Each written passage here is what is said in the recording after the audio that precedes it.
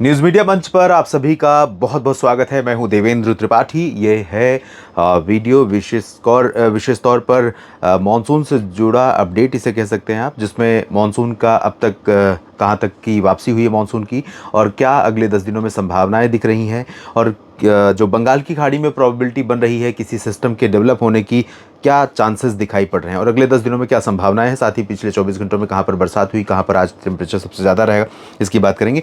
और दोस्तों, हम सभी अच्छी तरह जानते हैं, अब तक आप में से बहुत सारे मित्र बहुत अवेयर हैं वेदर को लेकर, मौसम को लेकर के। मौसम पूर्वानुमान में कई त्रुटियों को लेकर के आप पिन पॉइंट करते हैं, आप मुझे लिखते हैं कि आप यहाँ गलत बताया आपने, ये सही होगा, या फिर आप कुछ नई चीज़ बताते हैं, तो ये मुझे बहुत अच्छा लगता है।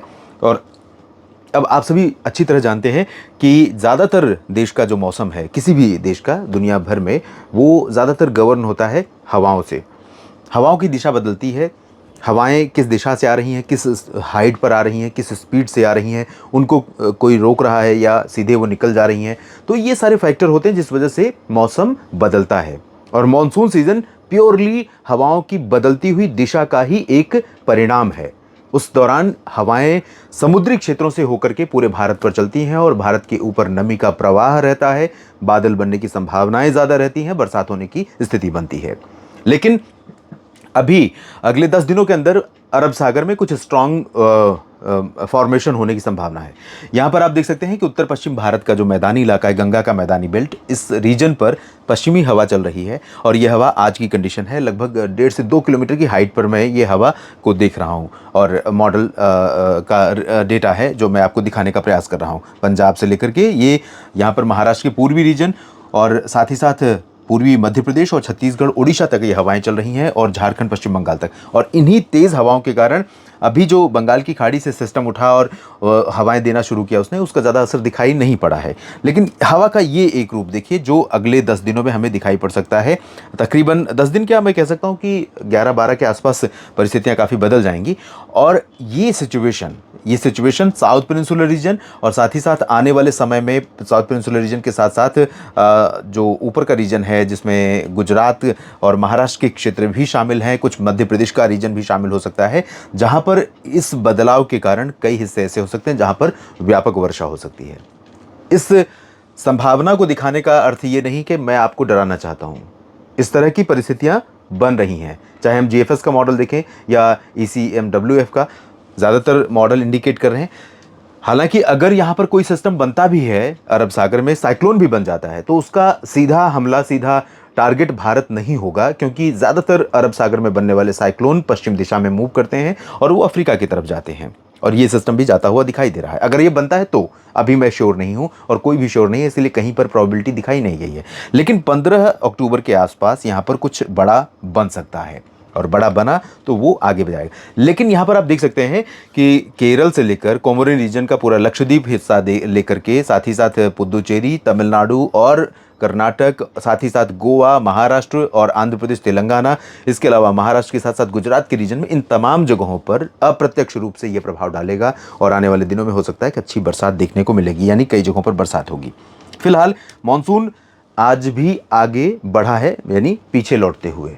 मानसून की वापसी आज पूर्वी उत्तर प्रदेश के कुछ और भागों से हो गई है, मध्य प्रदेश में कुछ और जगहों से लौटा है, और नंदुरबार महाराष्ट्र का जो उत्तरी क्षेत्र है, अभी महाराष्ट्र के साप्ताहिक मौसम पूर्वानुमान के वीडियो में मैंने बताया कि महाराष्ट्र से भी वापसी नहीं हुई है, तब तक ये अपडेट नहीं हुआ था और मैं माफ़ी चाहूँगा इसके लिए।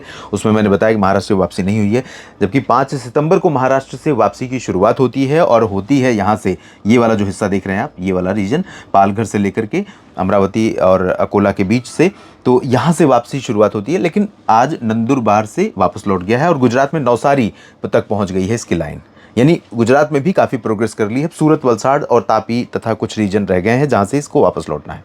उत्तर प्रदेश की अगर हम बात करें तो उत्तर प्रदेश में नौतनवा और सुल्तानपुर के आगे इधर से होकर गुजर रही है मानसून की वापसी की लाइन, और साथ ही साथ मध्य प्रदेश की बात अगर हम करें तो पन्ना, नर्मदापुरम और खरगोन से होकर गुजर रही है।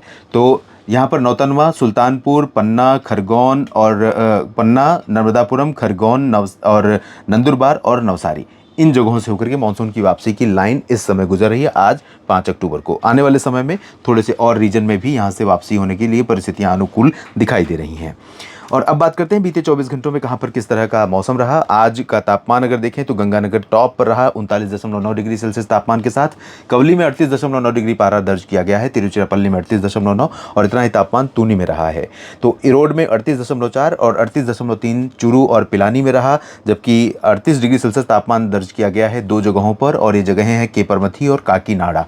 ये देख सकते हैं 37.8 डिग्री पारा 3 जगहों पर रहा है, अलवर, मदुरई, विशाखापट्टनम, और 37.6 डिग्री सेल्सियस तापमान 2 जगहों पर दर्ज किया गया है, नेल्लोर और फलोदी में।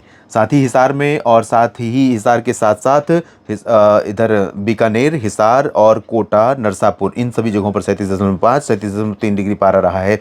वाराणसी में और बापतला में तापमान रहा है 37.1 डिग्री सेल्सियस। और अब बात करते हैं हम बीते 24 घंटों में बरसात की। तो शिलोंग में हाईएस्ट रेनफॉल डेटा रिकॉर्ड किया गया 115 मिलीमीटर। शिलोंग के साथ बारापानी में 99.4, धुबरी में 92, सिलचर में 90 मिलीमीटर बारिश हुई है। पंबन में 79-77 मिलीमीटर वर्षा तेजपुर में दर्ज की गई है, जबकि बांकुरा में 75, 68.8 मिलीमीटर बारिश हुई है अगरतला में। कूच बिहार में 61.9, 56 मिलीमीटर बारिश 2 जगहों पर हुई है, नॉर्थ लखीमपुर और तिरुचिरापल्ली। तिरुचिरापल्ली तमिलनाडु और नॉर्थ लखीमपुर असम का रीजन है। और कैनिंग में 55 मिलीमीटर वर्षा दर्ज की गई है, कुरनूल में 52, और इतना ही रेनफॉल का डेटा रहा है पोर्ट ब्लेयर में। पासीघाट में 48-45 मिलीमीटर बारिश अनंतपुर में हुई है। गुवाहाटी में 44-43 मिलीमीटर अतिरामपट्टिनम में। कडलोर में 40 और 37 हुई है चांदबाली में। और तापमान की बात हमने कर ली, बरसात कितनी हुई है इसकी बात कर ली, और अब जान लेते हैं अगले 10 दिनों में क्या संभावनाएं हैं, इसकी प्रोबेबिलिटी क्या है।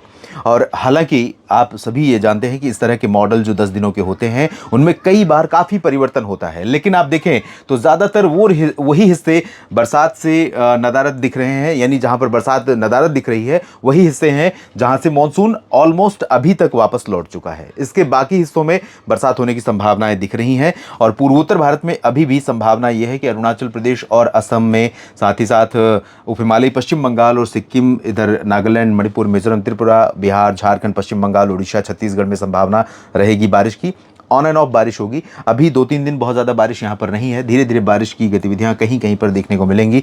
महाराष्ट्र में अनुमान यह है कि मुंबई और इसके आसपास के नीचे ही बारिश ज़्यादा होगी। ऊपर के रीजन में चांसेस बहुत रेयर हैं, और बहुत रेयर चांसेस मध्य प्रदेश के दक्षिणी भागों में है, बहुत रेयर। और पूर्वी रीजन में मध्य प्रदेश में भी चांसेस बहुत कम है। उत्तर प्रदेश के पूर्वी रीजन में भी जो बारिश दिख रही है ये संभावनाएं बहुत ना के बराबर हैं, हो सकती है, नहीं भी हो सकती है। मॉइस्चर थोड़ा सा आएगा भी यहाँ पर, और ऐड होने के कारण, दो तरफ की दिशा की हवाएं आपस में टकराने के कारण यहाँ पर कुछ संभावनाएं बन सकती हैं। बहुत ज़्यादा नहीं, लेकिन कुछ इलाकों में संभावनाएं बन सकती हैं। गुजरात में बहुत ज़्यादा उम्मीद नहीं है, लेकिन वेरावल और सूरत, वलसाड़, नवसारी तथा सोमनाथ, भावनगर, पोरबंदर, इन भागों में कहीं कहीं पर अगले 10 दिनों के बीच में थोड़ी बहुत वर्षा हो सकती है।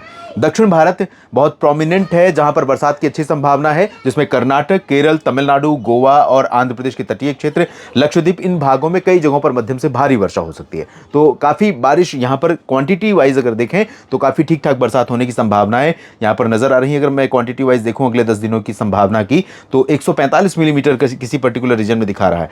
तो इस तरह से संभावना ठीक ठाक है। बाकी होता क्या है रियल में, इसके बारे में आप ही कमेंट बॉक्स में बताएंगे।